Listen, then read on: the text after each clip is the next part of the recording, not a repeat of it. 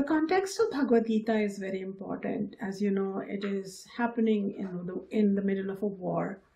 And Arjuna, who's a soldier, and he's meant to be proceeding with what he has to do, overcome his enemy, becomes overcome with emotion and seeks guidance from Krishna as to what to do. So the war is really metaphorical for the conflict situations that we all deal with. It's called Kim Kartavya Vimurta in Sanskrit. What should I do? Should I do this? Should I do that? What should I do? We think of so many options and we get really trapped in that. It's a kind of a virtual prison where we don't know where to proceed because we see pros and cons and we only want what's right for us. We don't want to deal with any sorrow, any losses whatsoever, and we only want the best possible scenario. And so we, due to our attachments, we are, really stuck. So Bhagavad Gita presents a universal problem. What is that universal problem that's actually presented in the first chapter? And then the remaining 17 chapters, Lord Krishna provides a solution or addresses that problem. So what is that universal problem? And for which chapter 3 also has certain solutions that we shall be exploring as we keep going forward. So the universal problem is that, which is known as raga. Raga is emotional or psychological dependence or attachment to something positive, anything that gives us security, makes us feel better, or we think it's a preferred outcome. So we have that sometimes, So to understand raga, it would be really helpful to juxtapose it to what is love, attachment versus love. Love is known as prema. So raga and prema are not two different things. The way human thinks they are the same. So when we have raga, when we are attached, for us to feel good, for me to be happy through whatever next steps, we become selfish. We may not announce it, but we're only thinking about ourselves, really. Whereas in pure love, it's not about just me. It's not about that. It's definitely not that. It's more about, sure, me, but it's also about the other person. But when it's raga, we're only thinking about me. The toddler, only the toddler consciousness is there, and the toddler is only like me, mine. And then the second thing is that when we're attached, in a state of raga, we get into this holding, possessing mode. We don't want to let go. So if we have raga, even with our 98-year-old parent who's clearly ready to go, we make it about ourselves and our loss, and I'll be an orphan now, and I'll be parentless, and oh no, I will have to go through so much. So we make it all about ourselves because we can't let go, even if that letting go might serve another person or might serve the whole planet. We can't let it go because when we are in that attached mode, we really want to hold on to a physical object or to a virtual object of our fascination. Whereas when there is prema or love, it's not about hoarding, possessing at any cost. We will let go or we will receive. It's not a controlling behavior. It's what is right. There is some judiciousness. There is some concern. There is some greater care here. And then raga, so there may be some sacrifice also where there is love, but there is no question of sacrifice here. You stay alive and you stay alive for me because I cannot let go, for example. Then when there is attachment, it's always conditional. It's like this, it should work a certain way, otherwise I let go. So when we have attached love, for example, it's like, you better take me out every Friday night to the best restaurant maybe, or, XYZ. Otherwise, it's very conditional. We have our list of things that we want things to go our way. But in love, we often see unconditionality. Often we understand that the other human being may not be able to meet all our lists. It's fine to have expectations, but there is room for there is margin for error. There is margin for not being able to deliver everything the way we want it, So the toddler ego is not so bombastic around, here are the 10 things, you better meet them. So it's more like, here are my 10 things. It's great you could meet the 5. I know you're working on it. I understand, and I will meet you halfway to accommodate. Accommodation is also a value known as kshanta in the Vedas. So it's the accommodation of the other person's humanhood, the other person's vulnerability, the other person's hardwiring or incapacity. Sometimes somebody may be married to a person who's very romantic and can talk very seductive language, and somebody may be married to someone who wants to love but can't speak it. So the other person, if they love, they can accommodate the person. But if they're attached, they'll say, you don't give me romantic words, so I'm leaving you. Make it about themselves and their drama. So the intellect is very clouded when we are attached, when there is raga. And with a clouded intellect or a clouded mind, we tend to violate dharma. What is dharma again? Remember, it's that inner voice, or it's the voice of the Veda. Veda represents the soul's voice. And so we violate all kinds of ethical agreements, spoken or unspoken, because we are clouded, because we are just only living for ourselves. Whereas when there is love, then, the intellect is not clouded, and then you do what it takes. And no matter what you do, somewhere it would have the benefit of maximum number of people. So that's what it is. So the problem here is the universal problem that the Bhagavad Gita is presenting for us, for which we've all learned, and we can identify with it, is a equation where raga, and we all suffer from that. We all have our private attachments of things going a certain way, and each one of you can think about what is your private raga. It will invariably lead to what is known as shoka, or psychological flatness, or depression, or worry, or frustration, or a disappointment, and even a sense of feeling violated or shocked because, you had raga for getting a certain kind of job, or an award, or a recognition, or a certain person probably asking you out on a date, or asking you for your hand in wedding. So when that didn't go that way, you are all set up for shoka. And this is a universal problem. And raga leads to shoka. Unfortunately, whatever you are psychologically leaning upon, Bhagavad Gita wants to remind us, is impermanent, because you are seeking, you who is permanent has forgotten that permanence lives inside you, and you are seeking for permanence, a pact of permanence in the realm of impermanence. How terrible is your situation?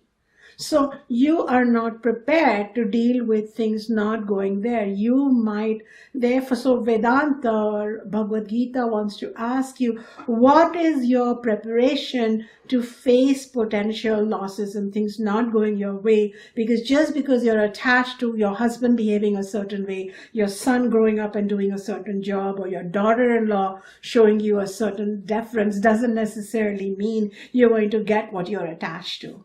Of course, you can believe in all kinds of strange things like, you can attract what you want. It's just actually ultimately increases more attachment and attachment and attachment, because you don't attract what you want, you get what you need for your evolution.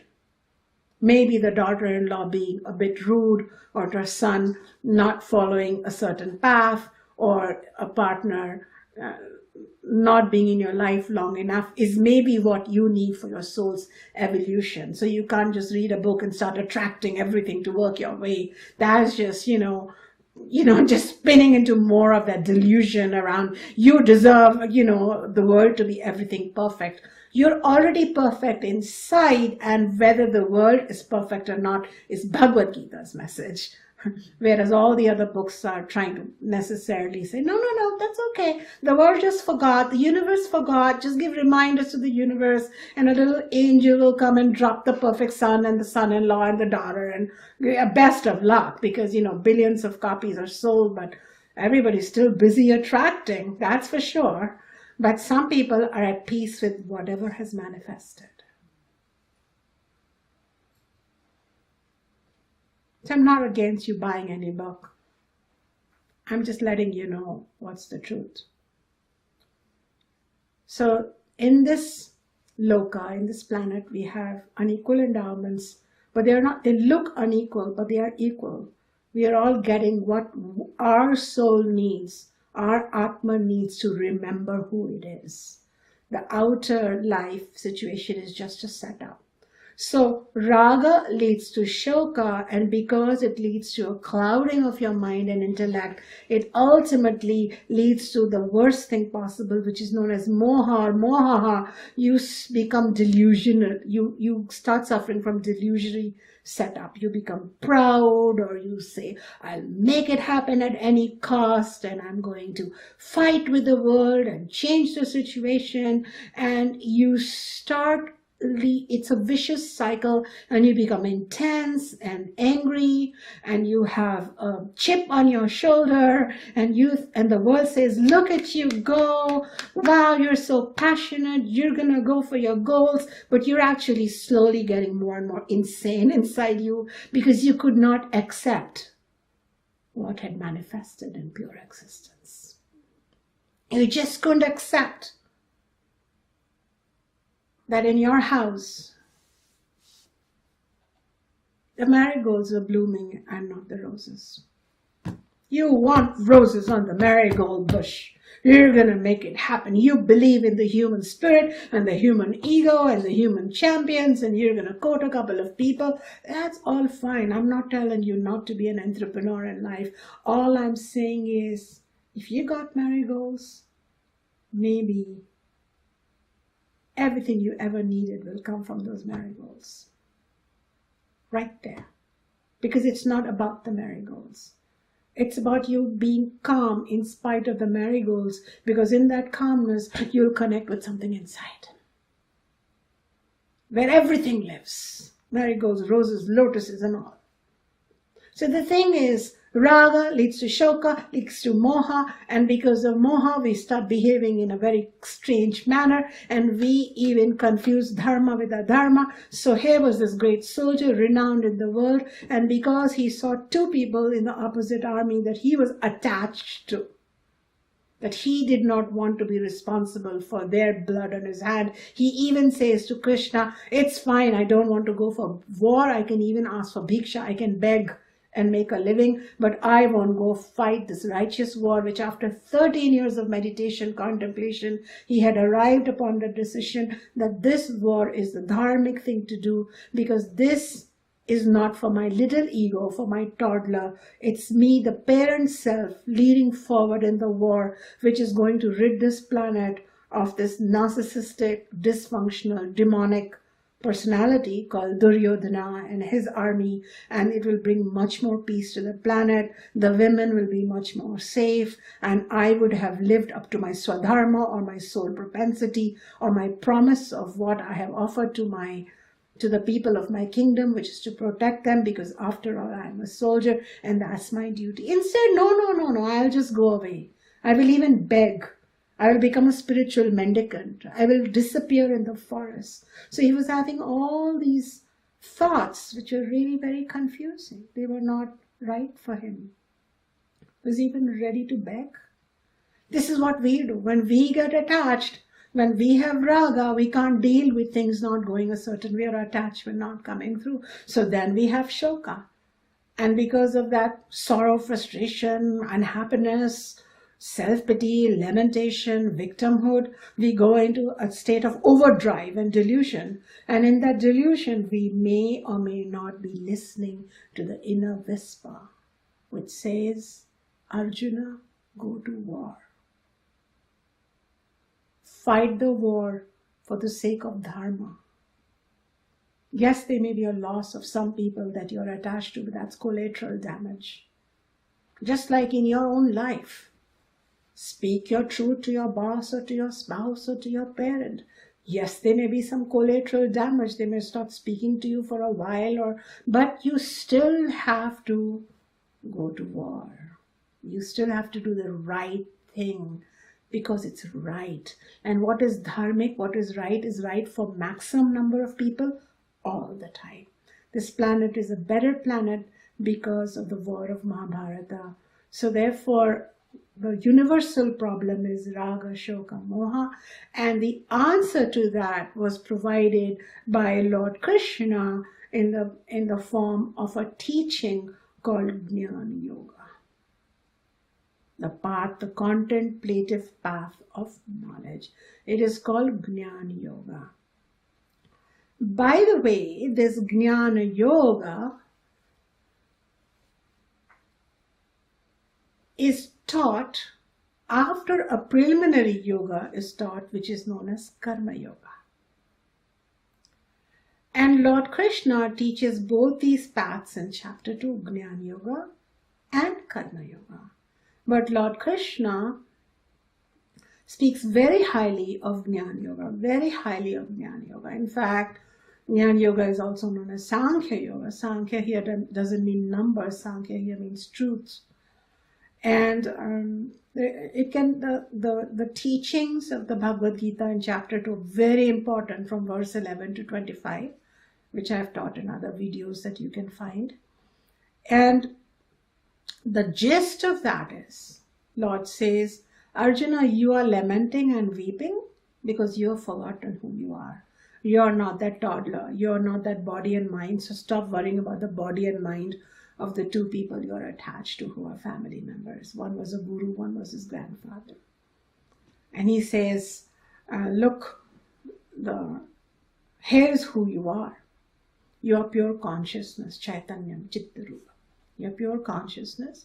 And this consciousness is not part of your body. It is not a product of your body. Unlike what the Western scientists say, that a couple of chemicals got together and consciousness was, awareness happened. It's not like that. It's your pure consciousness. This consciousness is not a part of this body. It is not a product of this body or a property of this body. It has no connection with the body. It's just utilizing the body. When it needs another one, it will change the garment and take on another body. So this consciousness, which is not a part, product or property of the body, it's a completely swatantra. It is an independent entity. That is who you are. You are independent of your body. So those people also, that is pure consciousness, independent of the body, which pervades and enlivens the body, but it is not circumscribed by the body. These were the two parts. The first is part of the body, property or product, and the second part is it's completely independent. The third thing is that though this consciousness that you are, who you are yourself, it is pervading the whole body and the mind, but it is not limited by the boundaries of this body and mind. You are not limited by it. And the fourth point is that even if this body ends, you, consciousness, shall continue to survive even after the body collapses, decays. So therefore, this is the gist of Jnana Yoga. And Lord says that when you don't know this, when you think you're a perishable entity, when you think that all these their bodies are perishing, but the real self of your guru and your grandfather, it is immortal, it is imperishable. Every being has a perishable and an imperishable part. Because you're so focused on the perishable, so therefore you're lamenting for what is perishable. But if you knew about the imperishable, which I am telling you, then you shall have faith in the imperishable, and then you shall simply go to war, because that is the logistical thing to do.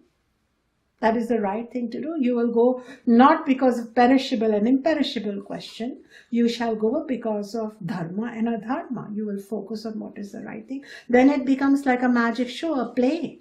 And you do what is the right thing. You do the right script.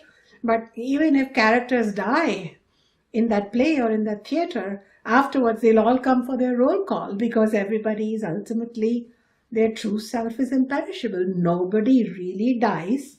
Only the body dies, which is perishable anyway. But the truth is, so if you know this, there is no reason to grieve. There is no, you're crying for what is not worth crying for. Lord Krishna opens that section, in fact, by saying that even your lamenting is because of ignorance. You don't know this. So here is some knowledge, here is some jnana yoga. And in fact, then he goes on to even say that, people don't understand jnana, they don't appreciate it. And sometimes with karmas, they just perform actions, they are chanting, they are doing rituals, they are doing all these, religious things in the form of karma, and that just leads to more karma bandhana, or it just leads to more bondage. Only knowledge can set you free. Only this knowledge of who you are can set you free. So this is the basic teaching. So Arjuna got very confused, because then he says, Arjuna Vacha, he says, Jayase cheta karmanaste matha buddhir janardana tat kim karmani ghore mam niyojayasi keshava. So he says, oh Krishna, if self-knowledge is considered by you, the knowledge of the true self is considered to be superior to action, to karma alone. Action means karma. Then why do you engage me in this, ghore mam, this really cruel action, because I'll be shedding the blood of so many, including the ones I'm attached to. So why are you asking me to shed this blood? Why? Why are you doing that? It's a question. And, I personally feel that this question represents the kind of question we ask our teacher. Why do I have to stay employed? Why can't I just come live in your ashram, sit under a tree and just meditate? Going back in the world through that traffic, dealing with that terrible supervisor, and oh my God, you don't even know what my mother-in-law is like, or what my sister-in-law says, or what the neighbor down the street, the way that person looks at me. That is all terrible. Why are you asking me to go back to the world of activity? Why can't I just go to a teacher, sit down, meditate, and achieve self-knowledge? That is really how we look at it. So, then he continues, and he says, Vyami Shreneva Vakyena Buddhim Moho Yasiva Me Tadekam Vada Nischatya Yena Shreyo Hamapnuyam. So he says that those seemingly conflicting, they seem to me, like they are conflicting. You are as if confusing my intellect. You're confusing me. Should I go towards the path of Jnana Yoga or Sankhya Yoga, which typically means go to a teacher, submit to a teacher, receive knowledge from them through your ears, Shravanam, contemplate upon them, Mananam, practice it, Nididhyasanam. That's a whole different ball game. Whereas the path of Karma Yoga is stay in the world, rub your ego against the ego of other toddlers, try to awaken your inner parental ego, try to purify your mind through values like Shaucham, etc. This is a lot of work. That is Karma Yoga. So you are confusing me. Tell me definitely which one of these two by which I will attain the supreme good. I will attain a moksha. Moksha means attainment of my true nature, myself. So, it's very interesting. You can see how with Vinay or with humbleness, the student was complaining, but then he catches himself and he says, you are confusing my intellect ever, as if you were confused. It's not that you are confusing me. It appears as if you are confusing me, but I'm confused on my own. So tell me definitely ekam tat, one of those two. Yena, by which aham, I will attain, shreyaha, the supreme path, the supreme goal towards moksha. Moksha is the word we use for self-realization, but moksha comes from two Sanskrit words, which means moha and kshaya. So the end of moha, you remember, raga, then Shoka and moha. So the end of moha, kshaya means destruction. When that moha is destroyed, you become your true self. You're no longer in a delusionary state of mind. So he says, show me the path to moksha. So you are glorifying jnana, and then you are asking me to go for karma. So what are you really trying to say? So this is really wonderful, because if you think about it, there are opposites in the world, right? Should you sleep and rest? Should you work? Should you exercise? Should you meditate? Should you go for the spiritual path? Should you go for the material path, right? Should you be more introvert to reach your moksha? Should you be more extroverted? Because if you're just introverted, you may not know if you have reached moksha.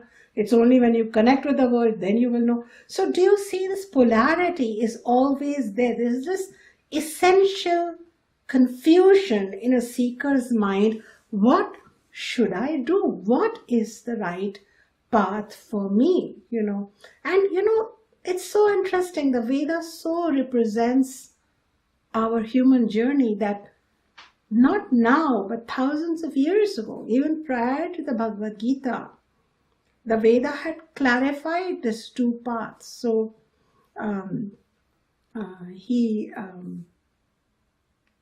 let us look at Lord Krishna's response. So he says, Shri Bhagavan Uvacha, Lokesmin Dividha Nishtha Pura Prokta Mayanagha Jnana Yogena Sankhyanam Karma Yogena Yoginam. So he says, O sinless one, Anaga, Anagaha. Anagha means, it's the name of Arjuna. He calls Arjuna by many names. Agah means impurity. And Anagah means sinless one, or pure one, because you have done shaucham. In this world, I have taught two disciplines. I have taught two disciplines have been initiated by me in the beginning of creation, which means when I gave the world the Vedas, because our understanding is that when this world came about, at the same time the Veda came about. So I have already given two disciplines, and in the beginning, even when I gave the Vedas, in the form of Jnana Yoga. So I have given Jnana Yoga in the form of two disciplines. What are those two disciplines? He doesn't state in this shloka, but this is where a teacher explains that the two disciplines are, one is known as Karma Yoga and one is known as Sankhya Yoga. And these two together make up Jnana Yoga. Karma Yoga is the path like where you purify your mind through values such as shaucham, by activating those values. And Sankhya Yoga is when in that pure mind you receive knowledge of your true self, where the teacher actually chants and expounds upon the Upanishads, where the secrets of your true self are there. And the belief is that when a pure mind, the vast pure sky, when that knowledge is received there, and there is no raga, shoka, moha operating in that mind, naturally it's a pure mind. And when such a pure mind receives the knowledge of who you are, the deepest memory of who you are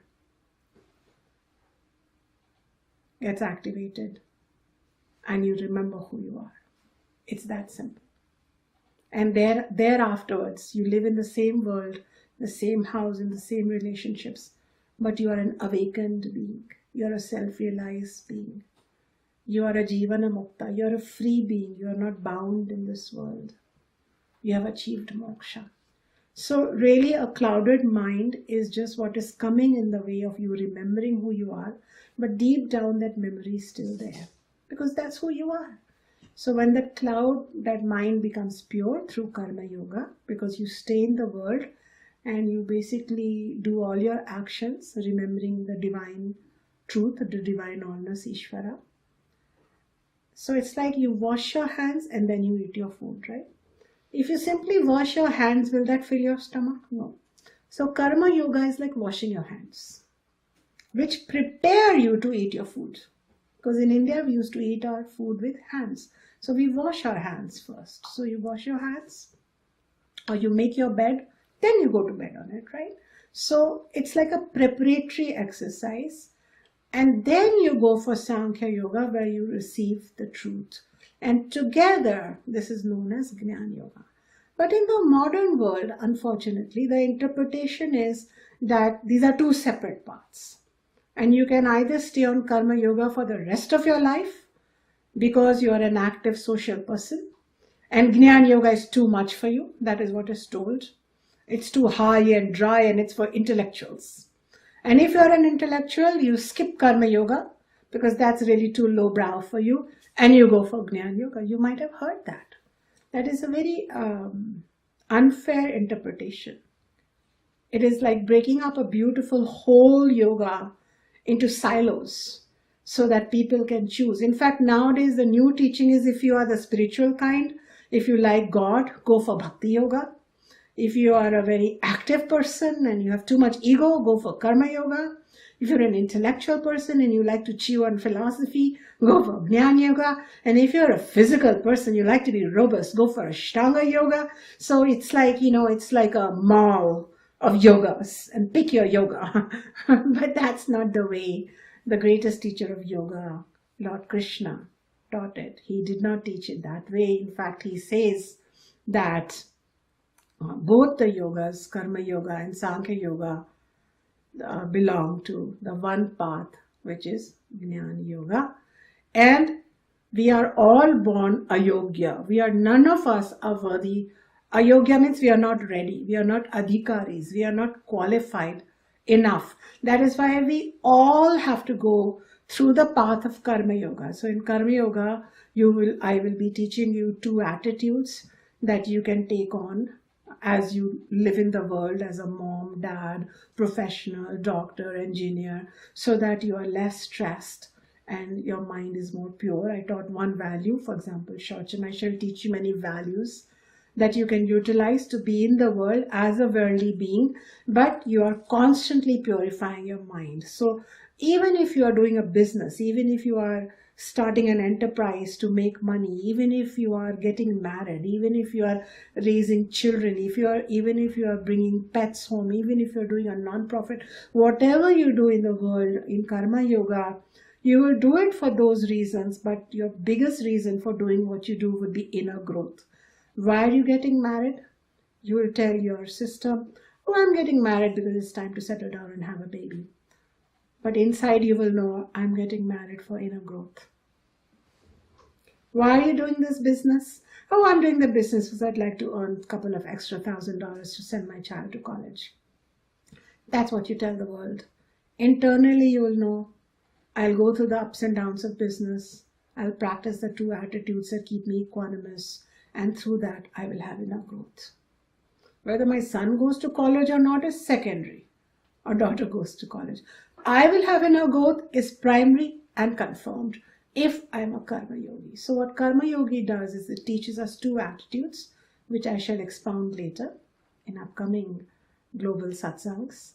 And those attitudes, if you remember, while you go to work, commute to work, and while you play out different roles in your life as husband, son, daughter-in-law, father-in-law, brother, buddy, friend, colleague, you shall stay equanimous through the ups and downs of life. And because the benefit would be, your mind will remain in a state of Shaucham, because of which, when you go for Sankhya Yoga, you shall be able to receive the knowledge and remember who you are. And once you remember who you are in a state of Jivan Mukta or Moksha. Everything changes for you and you start living from inner spiritual treasures of infinite joy, abundance, wholeness, and perfection. So that's the path.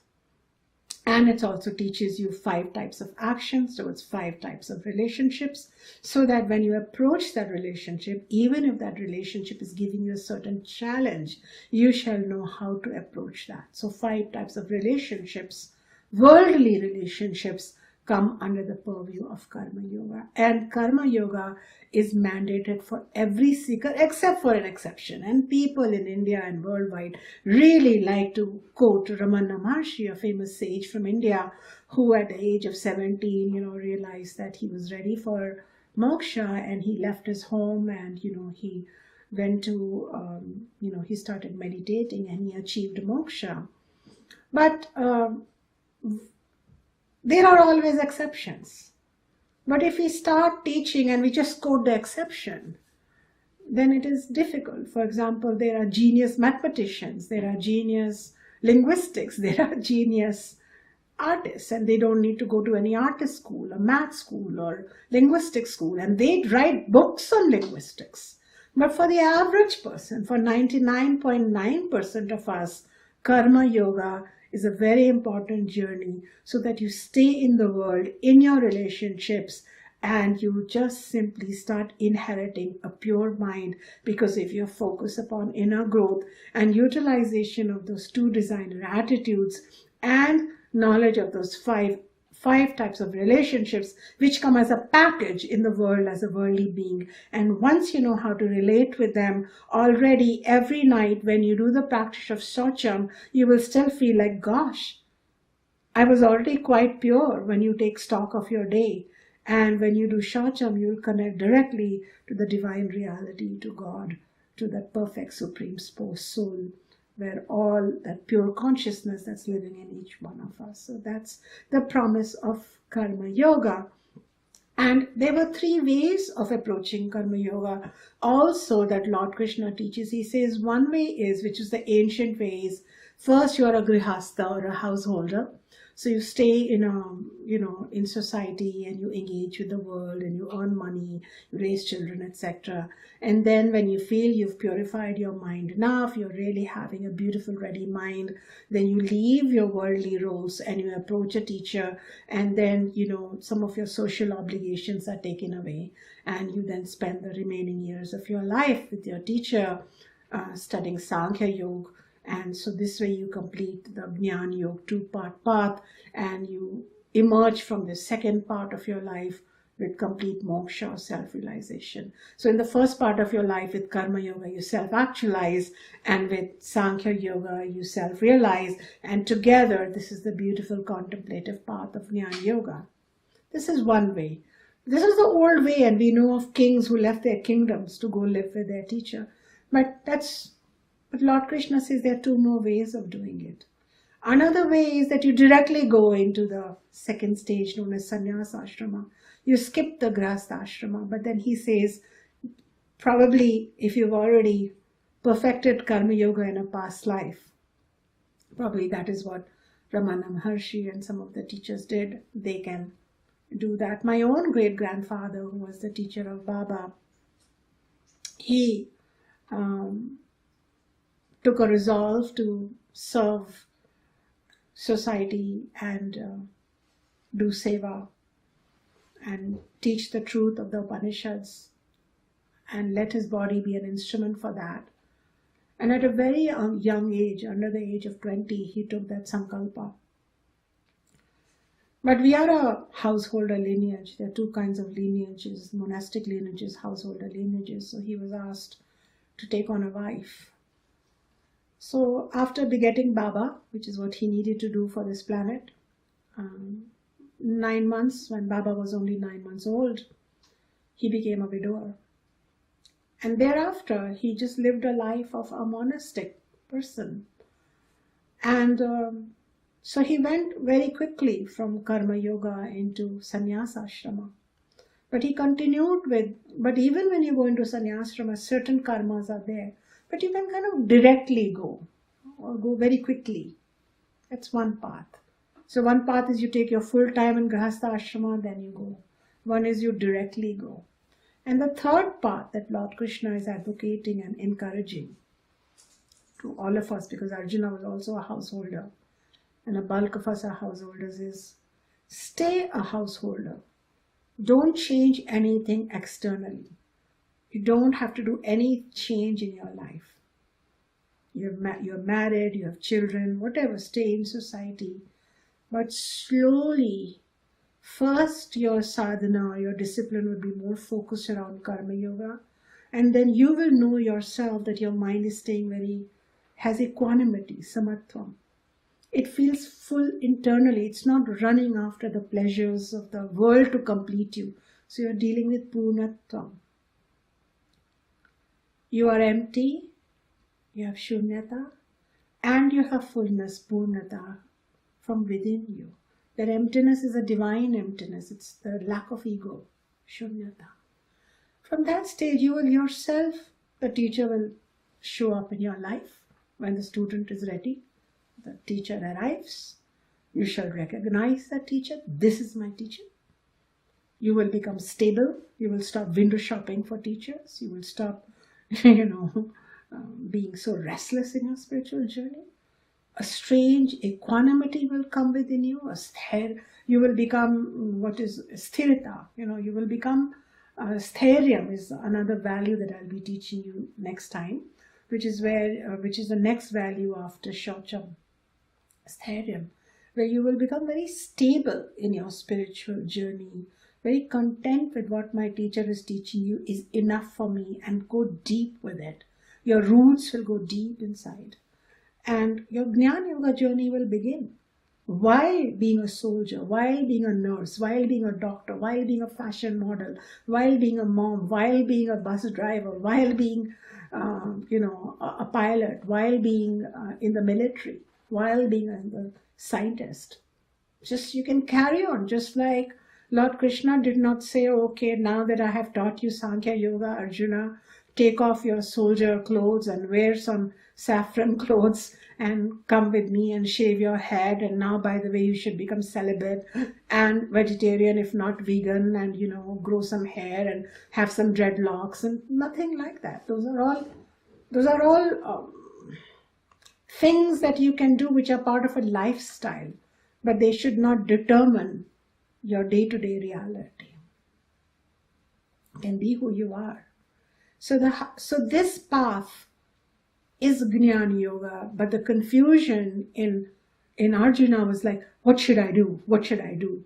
Should I just, go towards the path of hearing the scriptures, sitting with a teacher, meditating non-stop, uninterrupted? Then who has the time to go to a war? Or should I go to the war and be bloodthirsty? And when I am trying to win that war, does it take me away from knowledge? Does it take me away from soul? Have I become a sinner? And Lord Krishna says, not at all. Not at all. If there is no choice, karma yoga to jnana yoga to moksha or mukti or nirvana, this is the route. There is no other route. Either go straight to the sanyasa ashram, the monastic ashram, or go from householder to monastic ashram, or stay in the household ashram and become a monk. So we are known as householder monks. I am, dear students from the whole world, today and in future who will be watching, a householder monk. We are known as grihasta sadhu tradition. And when my grandfather was spending a lot of time alone in the Himalayas, his teacher, his father, reminded him, come back and dare to find your Himalayas in the middle of your householder existence. And then you are a true monk. Then you have really,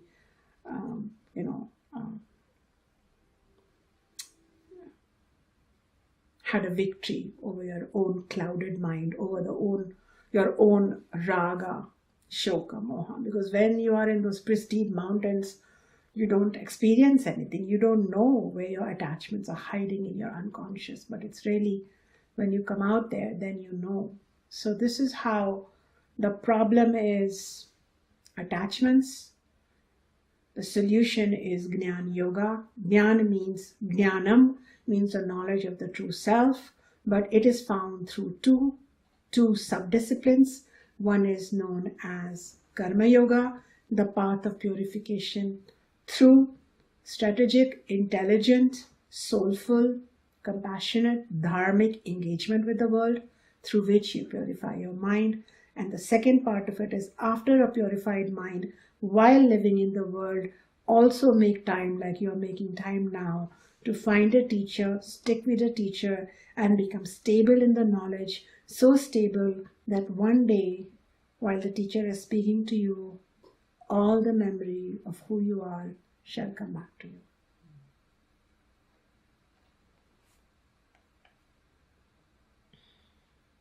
Na karmena manarambhan, neshkamyam purushoshnuti, na cha sanyasana deva, siddhim samadhigacchati. By avoiding action, a person does not attain moksha. By mere renunciation also, one does not attain moksha. Don't be Arjuna in this extremist state of mind. Don't suddenly cut a one-way ticket to Nepal or India and think that somehow by renouncing your current challenges or opportunities or relatives or whatever package you have, you are somehow getting closer to self-realization or liberation. Similarly, by thinking that you can similarly be a dharmic person and not try to find a teacher and gain knowledge of your true self, you shall attain moksha. Because at the most, your resume will be, so and so is very dharmic. So and so has very dharmic organizations. So and so does a lot of dharma and goodness for animals and plants and people and ecology and the suffering people. But so and so, do you know who you are? Besides being the CEO of this or the founder of that or this and that, right? So karma yoga awakens us in the world. But Sankhya yoga awakens us from this world. Dharma teaches us how to be peaceful amidst the ups and downs and joys and sorrows of the worldly plane. Knowledge of the self tells you who you are, irrespective of which plane you are existing in.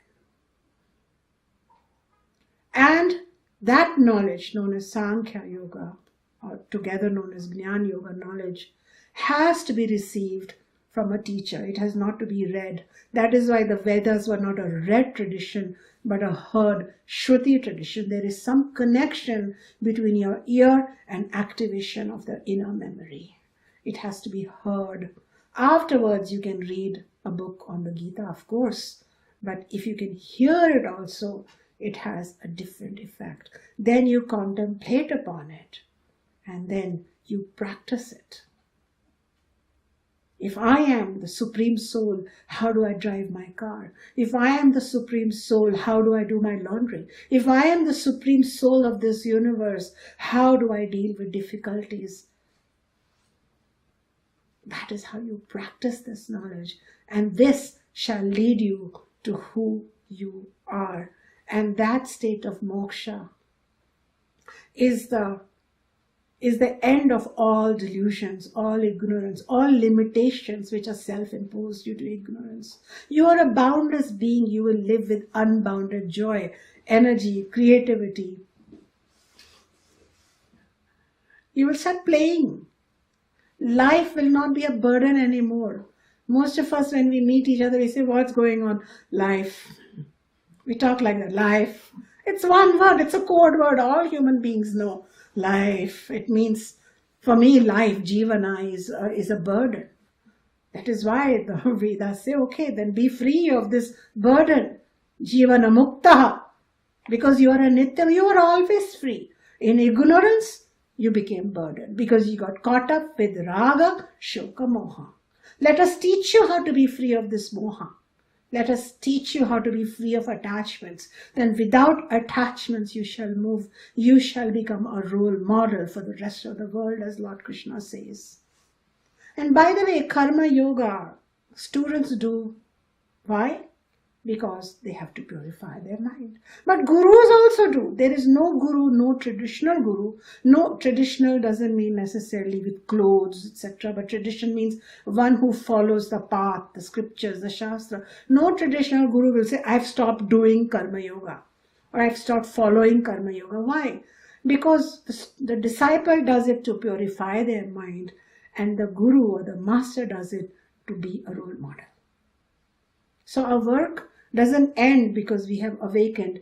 Our work has begun because we want everyone to awaken, everybody to enjoy their inner truth, and everybody to stop being so terrified and bullied by their own ego toddler. Really, Wake up and smell the Vedic coffee.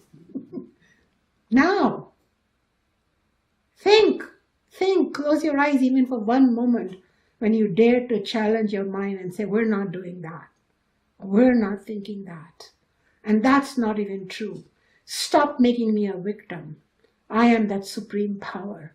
And I have enough room in me to accommodate a lot of people's ignorance. And even take on a few people's ignorance if that is what Dharma needs. But nothing is going to come between me and my unbounded nature. My right to be joyful, my right to be healthy, my right to be original, my right to be creative, my right to even make errors, my right to learn, my right to be an inner guru, my right to know whether I'm sleepwalking through my life or have I finally awakened. Dear students, I can tell you, I was once sleepwalking. I have awakened. You can too.